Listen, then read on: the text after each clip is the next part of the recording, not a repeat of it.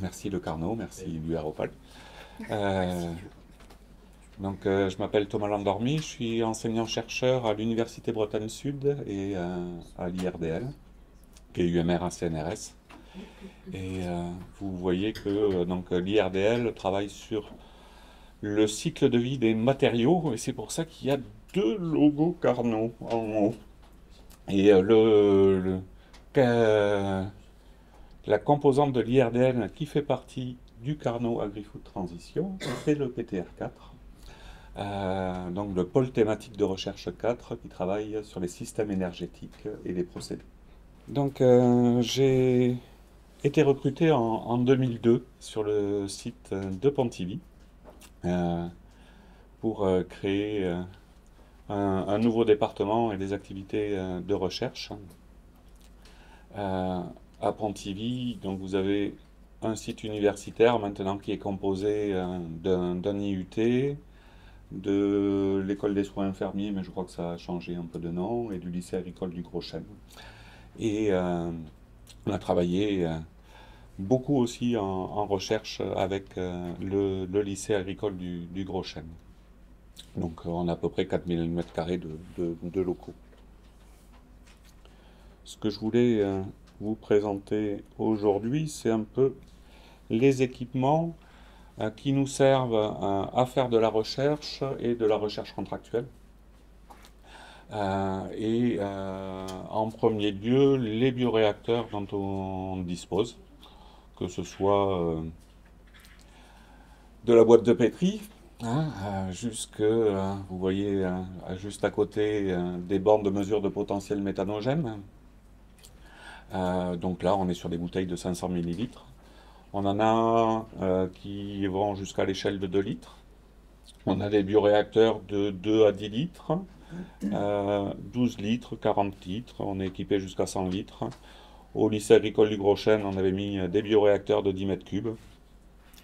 Il y a une unité de méthanisation de 400 mètres cubes et on travaille jusqu'à l'échelle industrielle, donc sur des bioréacteurs bien plus importants. Dans différents domaines,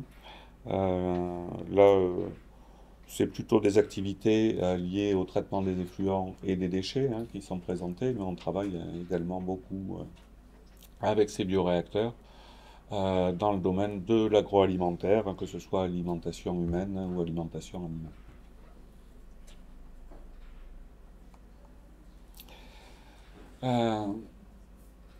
Avec ces bioréacteurs, on a créé ce qu'on appelait avec Jean-Louis une plateforme qui CEP et méthanisation. CEP, ça veut dire champ électrique pulsé.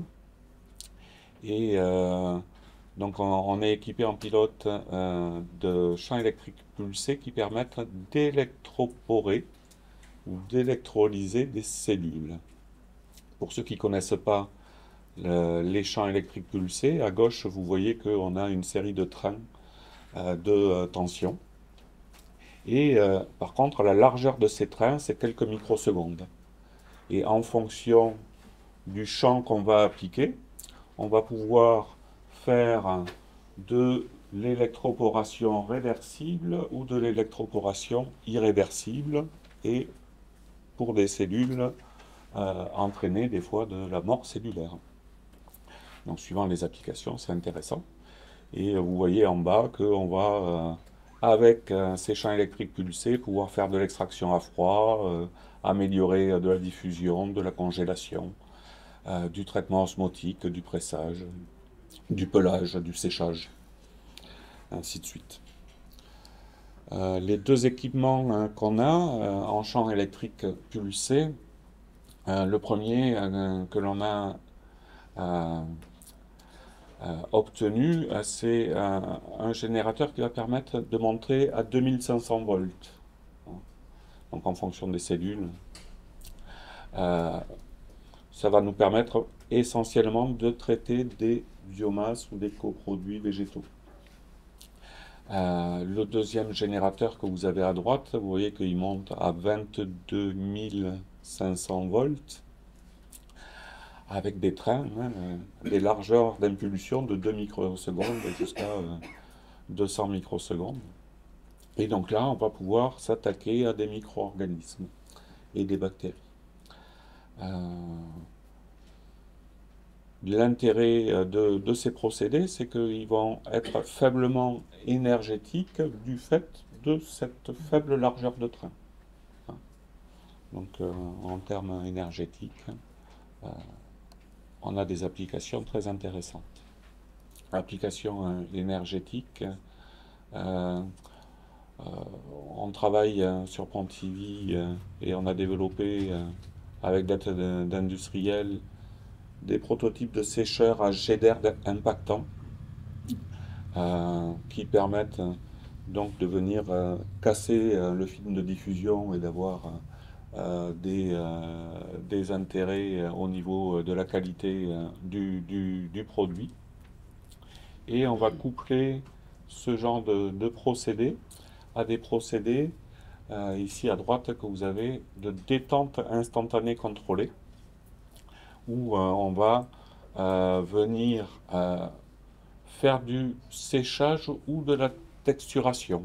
Détente instantanée contrôlée, ça veut dire qu'on va envoyer, on va chauffer le produit, lui envoyer un peu de vapeur, et puis vous voyez la cuve à gauche, on va avoir une vanne qui va s'ouvrir très très rapidement, hein, en moins de 0,2 secondes, et ce fait d'attirer vers le vide instantanément va créer une vaporisation et une destruction de biomasse ou une structuration des produits alimentaires que l'on veut générer. Tout ça c'est fait dans l'esprit de créer une plateforme sans mur qu'on appelle une plateforme exaltée au sein de l'université Bretagne Sud, hein, qui a pour objectif de déploiement de procédés éco-responsables d'extraction, de fractionnement, de purification, de stabilisation pour la production d'extraits naturels de molécules bioactives. Et cette plateforme exaltée est en relation avec un contrat de plan État-région qui est en cours, un CPER bioalternative qui va nous permettre de nous équiper de systèmes à droite, donc sécheurs sous vide et de générateurs de champs électriques pulsés qui vont monter cette fois à 50 kV, 50 000 volts. Donc là, les applications espérées et attendues sont la destruction de spores bactériennes. Donc vous voyez que bon, les coproduits dans le schéma à gauche, hein, nous on parle de biomasse et puis on a un cycle de vie de matériaux qui va de la déconstruction au séchage, à l'extraction assistée, la méthanisation, l'hygiénisation, le retour au sol. On travaille sur tous ces domaines d'activité. Et à Lorient, je vous ai mis également les compétences des collègues de notre pôle de recherche. On a des personnes qui vont travailler sur le solaire, notamment dans les bâtiments ou bâtiments d'élevage. Sur le séchage, on a des niveaux de température un peu plus élevés et ils font du séchage cuisson. On a des gens qui font de l'électrolyse, on a des compétences sur l'hydrogène également, et en modélisation. Au niveau de la recherche contractuelle, on essaie de viser des TRL compris entre 3 et 6. Le plus souvent en collaboration avec des industriels. Et puis j'ai remis le gros logo AFT. C'est bien. Sur la dernière page. Merci. En vous remerciant, et j'ai essayé de faire le coup aussi. Je sais pas Merci. combien de temps j'ai. Merci beaucoup.